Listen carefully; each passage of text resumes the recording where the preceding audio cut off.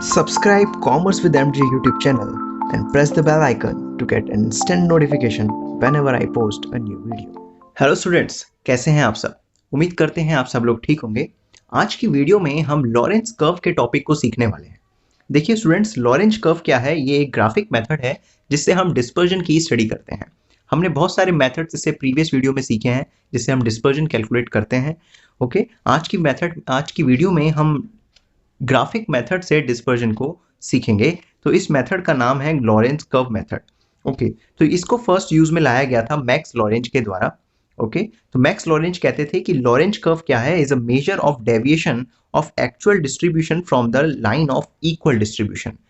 Max Lorenz कहते थे कि लॉरेंज कर्व क्या मेजर करता है? लॉरेंज कर्व डेविएशन को मेजर करता है of actual distribution from the line of equal distribution. Equal distribution की लाइन से एक्चुअल डिस्ट्रीब्यूशन कितना आ रहा है उसको लॉरेंज कर्व मेजर करता है। आइए देखते हैं कि किस तरीके से उनकी ये डेफिनेशन का यूज करके हम लॉरेंस कर्व को बनाते हैं और सीखते हैं कि कैसे डेविएशन देखने को मिलता है। आइए क्वेश्चन देखते हैं कि क्वेश्चन जैसे हमें दे रखा है हम उस क्वेश्चन से किस तरीके से लॉरेंज कर्व फॉर्म करेंगे। देखिए स्टूडेंट्स, ये क्वेश्चन यहाँ पर है, यहाँ पर हमें प्रिपेयर करना है लॉरेंज कर्व।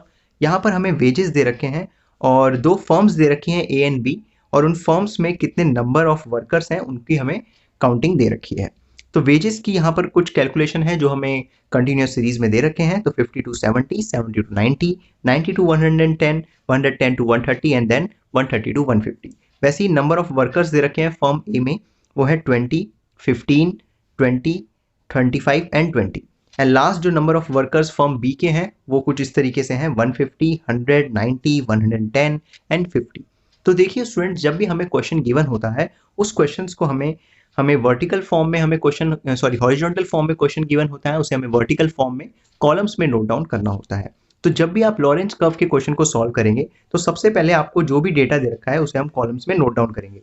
जैसे मैंने वेजेस को पहले इस कॉलम में नोट डाउन कर दिया है, वैसे ही firm A and firm B के भी मैं डेटा को नोट डाउन कर लेता हूँ। देखिए फर्म ए का जो फ्रीक्वेंसी मुझे दे रखी है, जैसे यहाँ पर 20 दे रखा है, वैसे ही उसके बाद 15 है, उसके बाद देन 20 है, देन अगेन 25 है, फिर अगेन 20 है। ओके, उसके बाद वैसे ही फर्म बी का भी मैं फ्रीक्वेंसी ये नोट कर लेता हूँ यहाँ पर 150, 100, then 90, then 110 and then last is 50। देखिए जब आप लॉरेंज कर्व के क्वेश्चन को सॉल्व कर रहे हैं तो उस समय हमें सबसे पहले जो भी फ्रीक्वेंसी दे रखी होती है और जो भी एक्स की वैल्यू दे रखी होती है उसका पहले क्यूमुलेटिव फ्रीक्वेंसी निकालनी होती है, फिर परसेंटेज ऑफ क्यूमुलेटिव फ्रीक्वेंसी को कैलकुलेट करना होता है। जैसे फर्स्ट जो हमारे पास था ये क्लास इंटरवल्स थे, अभी क्लास इंटरवल्स अभी यहाँ पर हमें कंटिन्यूस सीरीज में दे रखे हैं। ठीक है, अब क्वेश्चन जरूरी नहीं है कि आपको कंटिन्यूस सीरीज में ही हो, स्टार्टिंग में ही आपको डिस्क्रीट सीरीज में भी क्वेश्चन आता है, क्योंकि यहाँ पर अब कंटिन्यूस सीरीज है तो हमें एक्स की वैल्यू यहाँ पर उसे निकालनी पड़ेगी, मिडल वैल्यू निकालनी पड़ेगी। तो 50 एंड 70 का मिडल वैल्यू हमारा 60 होता है, देन 70 to 90 का हमारा 80, देन इनका 100 होता है, इनका 120 एंड लास्ट इज 140। देखिए आपको यहाँ से भी क्वेश्चन गिवन हो सकता है, तो अगर आपको कंटिन्यूस सीरीज है तो पहले आप एक्स की वैल्यू निकालिए। ठीक है, तो आपको इतना तो आ गया होगा समझ में कि आपने नोट डाउन कर लिया, यहाँ पर आपने कॉलम्स बना रखे हैं। अब जो भी आपके पास डेटा है उसका पहले आपको क्या निकालना है? क्यूमुलेटिव फ्रीक्वेंसी निकालनी है और उसके बाद उसी का परसेंटेज निकालना है। देखिए जैसे अगर मैं 60 की क्यूमुलेटिव फ्रीक्वेंसी निकालूं, 60 से लेके 140 की, तो फर्स्ट हमारी 60 का 60 रहेगा, देन 60 प्लस 80 आपका कितना होता है? 140 होता है, एंड देन 140 प्लस 100 आपका 240 होता है, 240 plus 120 360 and 360 and 140 that is 500। Okay, तो हमने यहाँ पर इसकी निकाल दी है। इसका यहाँ हम ये भी लिख सकते हैं कि इसका सम भी कितना होगा, एक तरीके से 500 ही होगा। अच्छा, उसके बाद में आप फर्म ए का भी ऐसे ही कैलकुलेट कर लेता हूँ क्यूमुलेटिव फ्रीक्वेंसी। तो यहाँ पर 20 का 20, इसके बाद 20 प्लस 15 आपका 35, 35 प्लस 20 आपका 55, 55 प्लस 25 आपका 80 and 80 plus 20 that is 100। And firm B का भी मैं क्यूमुलेटिव फ्रीक्वेंसी कैलकुलेट कर लेता हूँ। 150 का ये अगेन 150 ही रहेगा, उसके बाद 150 प्लस 100 250, 250 प्लस 90 आपका 340, 340 प्लस 100 आपका 110 आपका 450 एंड 450 प्लस 50 आपका 500। ओके, तो हमने सारे उसका क्या कर लिया? क्यूमुलेटिव फ्रीक्वेंसी कैलकुलेट कर लिया। उसके बाद तीनों उसका आपको क्या करना है? क्यूमुलेटिव फ्रीक्वेंसी का परसेंटेज कैलकुलेट करना है।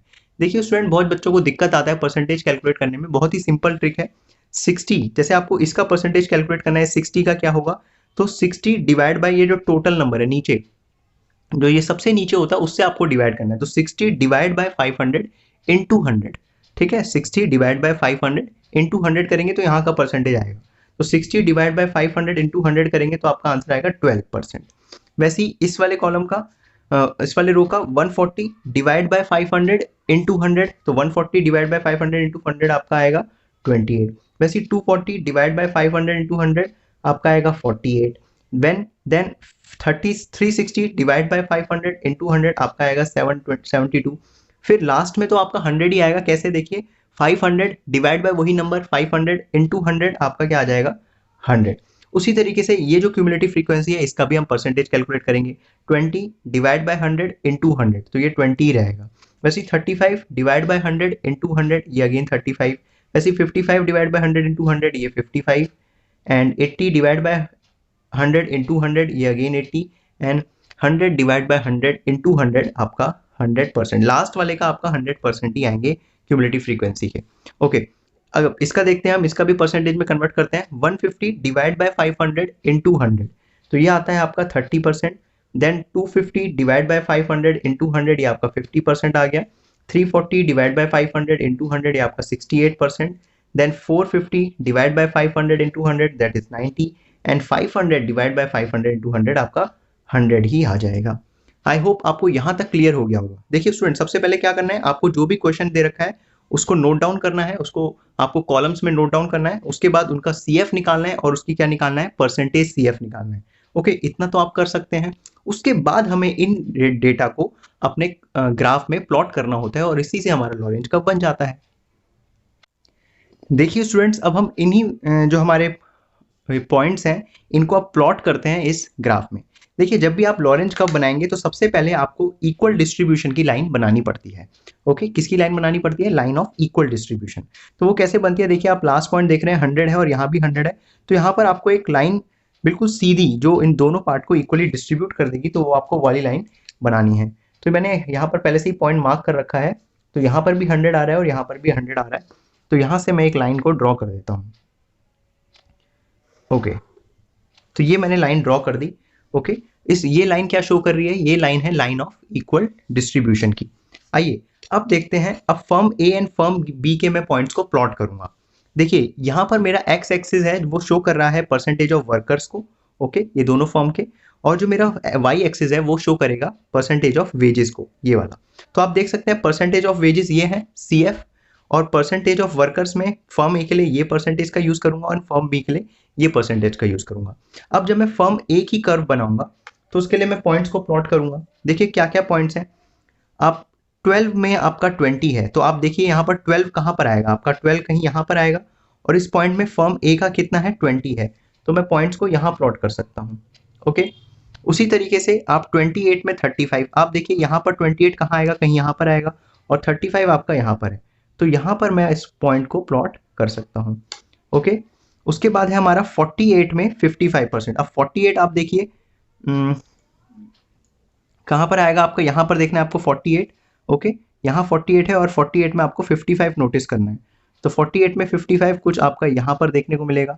ओके, उसी के बाद आप देखेंगे 72 में 80, तो आप 72 में यहाँ पर आएगा और 80 आपका यहाँ पर है, तो आपको देखने को मिलेगा कुछ, तो यहाँ पर आपका एक वो देखने को मिलेगा। ओके, उसके बाद लास्ट है आपका 100 में 100, तो 100 में 100 यही पॉइंट है।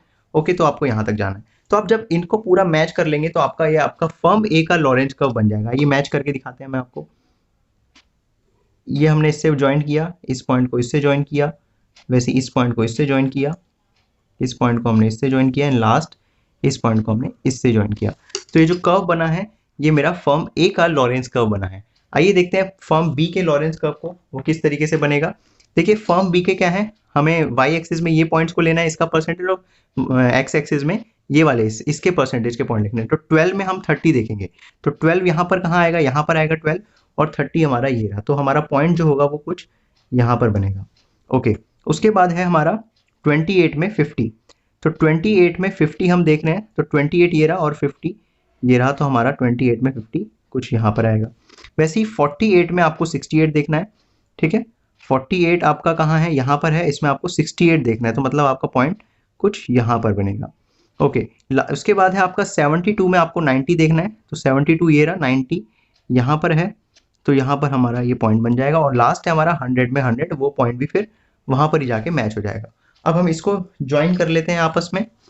देखिए ये मैंने यहाँ से लाइन ड्रॉ करी, देन इसको ड्रॉ करने के लिए आप स्केल का यूज़ करना, नहीं तो आपकी लाइन टेढ़ी मेढ़ी बन सकती है। ओके,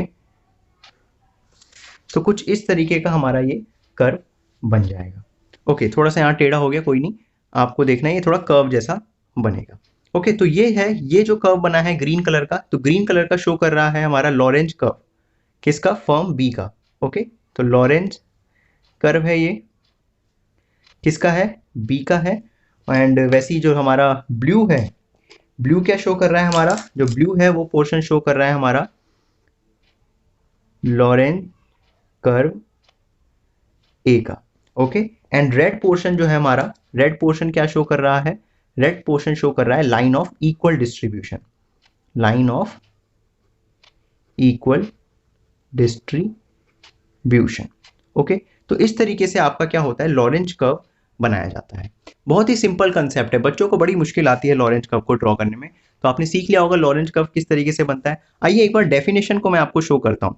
देखिए डेफिनेशन क्या शो कर रहा था, लॉरेंज कर्व मेजर करता है क्या, डेविएशन, चेंजेस एक्चुअल डिस्ट्रीब्यूशन का लाइन ऑफ इक्वल डिस्ट्रीब्यूशन से। तो ये जो लाइन ऑफ इक्वल डिस्ट्रीब्यूशन है उसमें से आप देख सकते हैं चेंजेस जो बी फर्म के हैं वो ज्यादा आ रहे हैं as compared to Lorenz curve जो ए फर्म का है। ठीक है, तो हम इस ग्राफ से क्या हम देख सकते हैं कि दोनों ही जो है इक्वल डिस्ट्रीब्यूशन से तो दूर है, लेकिन जो लॉरेंज कर्व बी का है वो ज्यादा ही दूर है। ओके, जो लॉरेंज कर्व बी का है वो ज्यादा ही दूर है, तो यहाँ पर इनइक्वालिटी ज्यादा देखने को मिल रही है, इक्वल डिस्ट्रीब्यूशन से ज्यादा दूर है, तो मतलब इतना ज्यादा डेविएशन यहाँ पर देखने को मिल रहा है फर्म बी के वेजेस में एज कंपेयर टू फर्म ए के वेजेस से। ओके, तो आइए एक बार मैं फिर से आपको रिवाइंड करा देता हूँ कि हमने क्या सीखा। देखिए इस वीडियो में हमने लॉरेंज कर्व को बनाना सीखा है, जिसमें हमने देखा कि जैसे हमें कोई भी डिस्ट्रीब्यूशन दे रखी होती है उसको सबसे पहले हमें कॉलम्स में नोट डाउन करना है, उसके बाद हमें उसका CF कैलकुलेट करना है, देन CF का परसेंटेज। ओके, अब यहाँ पर क्वेश्चन हमारा कंटिन्यूस सीरीज का था, इसलिए मैंने पहले मिडल वैल्यू निकाली, x की वैल्यू निकाली। अब और क्वेश्चन में जरूरी नहीं है आपको कंटिन्यूस सीरीज में पेपर आए, वो डायरेक्ट डिस्क्रीट सीरीज में दे सकता है, तो आप डायरेक्ट वहां पर CF निकालेंगे, फिर परसेंटेज CF निकाल लेंगे।